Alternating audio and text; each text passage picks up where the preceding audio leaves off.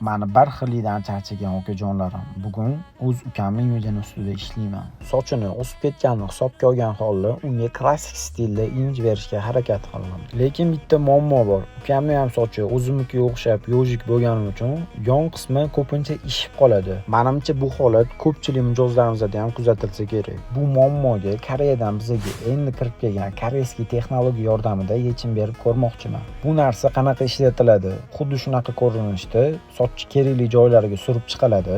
So'ng qog'oz yostiqchalarni sochga xuddi shunaqa ko'rinishda yopishtirib chiqamiz. Shu holida yarim soat ushlagandan so'ng yuvib yuboriladi. Oxirida sochni o'z yo'nalishi bo'yicha quritamiz va natijasini o'zingizlar ko'rishingiz mumkin.